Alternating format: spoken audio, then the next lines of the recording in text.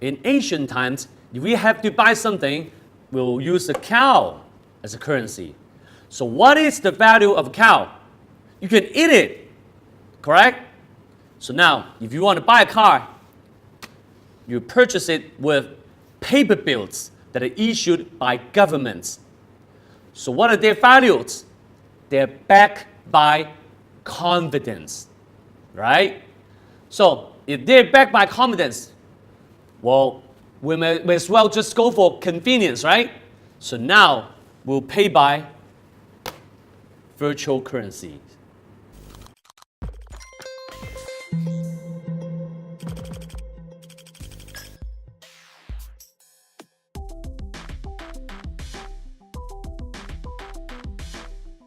Today, I'm going to talk about Bitcoin.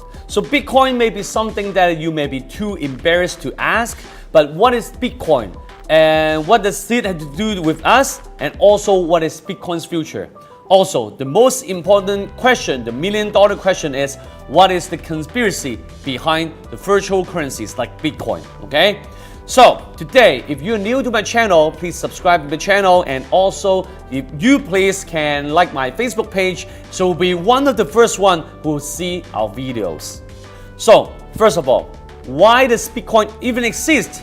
So the key question is, because nowadays in this generation, we're bored with banks, we're bored with institutions, governments, and all those high transaction fees. Also, we're bored with being the bank account being frozen, stuff like that. So Bitcoin exists in between. Me and you will be doing transaction just directly without any institution, banking or government nor policies standing in between. So that is Bitcoin, and also it is anonymous, and also meaning that your account won't be frozen and you can do whatever you can do with that currency. So now the trending is on because government by government is accepting the Bitcoin as one of the trading or transaction currency nowadays, one by one. So we understand that the trend is going on. Why? Because nowadays we don't really believe in governments or policies. In the past, in the old days, we believe in government, right? Because government say that, oh, don't walk beyond 10 meters because there's a cliff. Now, what would we say? We will say that, oh, that's a cliff, show me, I'll decide myself, okay? So give me open options, okay? I'll decide it myself, not you deciding for me. That is the key question. So Bitcoin is a really sophisticated system with the participation of us. So this is a good timing that because we really enjoy, we really believe in this system, and that's why I really don't care if there's money laundering or something dark inside the history, but as long as I can buy a coffee with my currency without going through any banking system or institution or government, I'm willing to do that. So that is why governments have almost no say, right? Because I'm not dictatorship, I'm really open, right? Nowadays we're open to all religions, all races, right? That's normal, that's really good. But we open to a lot wider options for political systems and our thoughts and even the currencies. So what is a Bitcoin? We always heard of Bitcoin is to mine. We have to mine the Bitcoin, Bitcoin mining software like that. But it doesn't mean we're literally mining a Bitcoin. That's really old school thinking, right? Because it's a virtual currency. But the system is somewhat like the gold system. So they have open source code that you can review. So it's like you know the tools to mine the gold, you know where to mine the gold, and you know what capital and how much manpower to mine the gold. So this is exactly something like that. So it is really, really sophisticated and really intelligent and a smart system, okay? So what does it mean in plain English, okay? So for example, I have two cows. Okay, I have two cows. I want to split it among two people, all right? So, one get each. That's really easy. What if there are 10 people, okay? So what should we do? Oh, we can kill the cow and then we can have the meat, I will have the ribs, stuff like that. But Bitcoin is not exactly like that because Bitcoin is something that has limited supply. So with unlimited demand, So people will really have to guess where the Bitcoin lies in. So when I guess it correctly, I'll get that Bitcoin. So for example, I have a $50 ringgit. So there are 100 of you. So let's play a game. You know every dollar bill will have digits behind, right? But this bill have a $7 digit behind. So I will turn it back. So now all of you start guessing the number. Whoever that guessed it correctly, this is yours. All right? So people start guessing. Some of them will start taking notes with pencil and pen. But some of them will be smarter and using smartphones to take notes and record. Some people try to memorize in the head. Some of them will memorize with the phone. But you were one of them. What would you do? What would be the fastest, quickest, and most accurate that you can guess the digit correctly so that you can get the bill?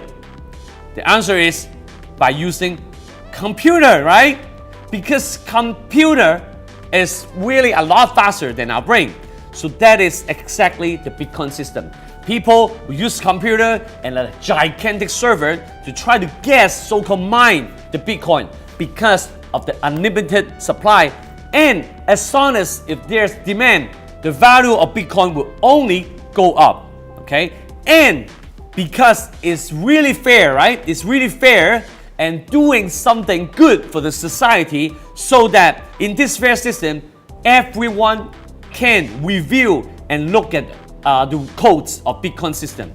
It's open source, everyone can check it out, okay? So let's talk about the value and the stories behind. So, you know, people from China, we call 大妈. We call in China, they really love gold, okay, in China. So we understand that the purchasing power of 大妈 is really almost similar to global gold ETFs and funds, okay? It is really powerful, right? So just 1% of them, instead of buying gold, they buy Bitcoin. The value of Bitcoin will go up from now to $3,300 per one Bitcoin. And nowadays, government is accepting Bitcoin one by one, right?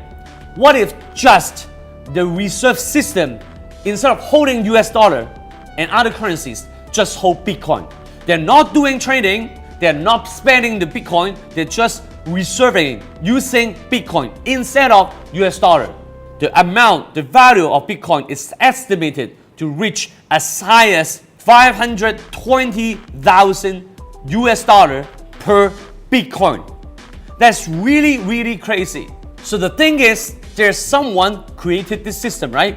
Just like a gaming app, okay? Before you use it, before you pay money to buy some armor or something like that, there's a creator that he has saved up the Bitcoin already.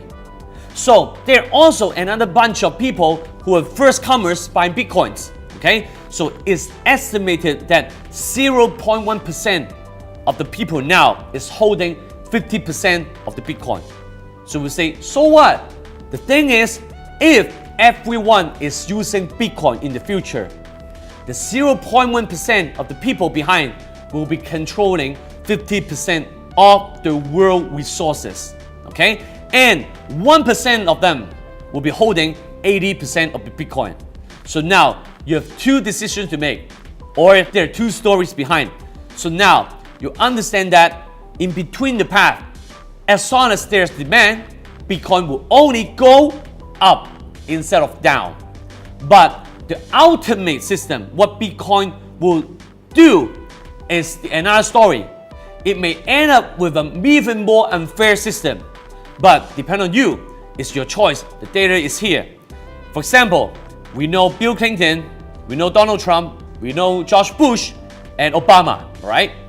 They are all implementing monetary policies. No matter they're from US, from Japan, from China, everyone is doing monetary policy. That's one single biggest policy that they can directly sort of control the stability of the economy, right? Even something like QE, interest rate control, even bond yield rates, yield curve, and also Fed rate, and also export, import. Everything is about money. If they lose the control, lose the power, imagine what will happen. We don't know, right? but it's sort of like something that we have to think of. So one Bitcoin, they have really a value because one is like $1,000 per Bitcoin. There's value, but doesn't mean a Bitcoin has valuation. Okay, there are two different stories. One is price tag, one is valuation. They can be different, right? So what about US dollar? It's exactly the same thing. Ever since the US dollar is not backed by gold, US dollar is backed by what now? Confidence. Okay, confidence. I believe in you. So $1 of US dollar has value, right? Again, it has value doesn't mean US dollar has valuation. If United States, the economy is broken, or someone is lying a big time, everything is rigged, let's say, US dollar will be going down to zero, right? So the same thing would happen to any currency, all right? Same as currency in Singapore or currency in Hong Kong. They are backed by other currencies, which they are backed by confidence, right? So why does government or why do governments not doing something to ban or restrict Bitcoin or other virtual currencies that are happening in the world? The answer, possibly, there are two answers, okay? The first thing, we have to find the creator of Bitcoin, right? First of all, the creator of Bitcoin, the name is Nakamoto Satoshi. Because my colleague, which he understands Japanese, he says that you should pronounce it like backwards, the last name first and then the first name. So it's Nakamoto Satoshi. So someone literally found this person. He's living in US, okay? He said, "It ain't me, bruh." I trust him because if he is the one who created Bitcoin, he won't admit it, right? Because it is anonymous, right? The second thing is, if I were to be the creator, I won't be using my name, right? So there are two main reasons why the government or governments aren't doing something to restrict the Bitcoin. Possibly the first reason is the strengthening effect. Probably you have heard of that, right?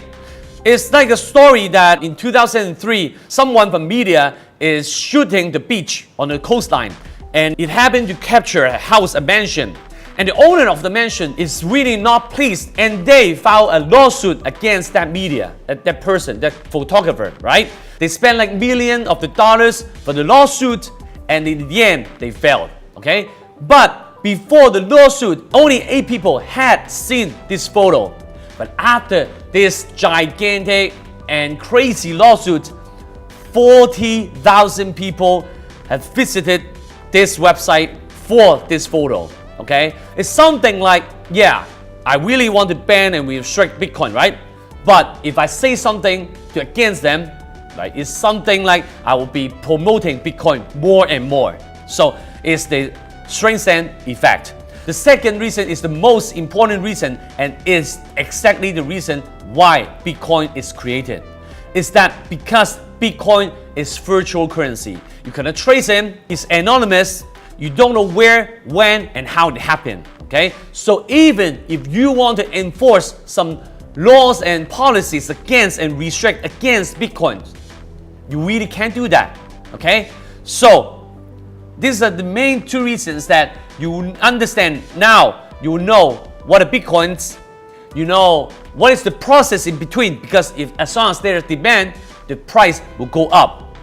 And ultimately, what would the world be if we're all using only one currency, that is Bitcoin? If you have more topics that I can share or analyze, you can study, please leave me a comment below. Or you have any points that you can add to the topic, please also you can tell me and in the comment box below. So for this topic doesn't mean that I'm always right. I'm just laying down all the research that I have. So if you believe this movement and you support this movement, please give it a thumbs up and also share this video to your friends. So investing made easy. I'll see you next time. Goodbye.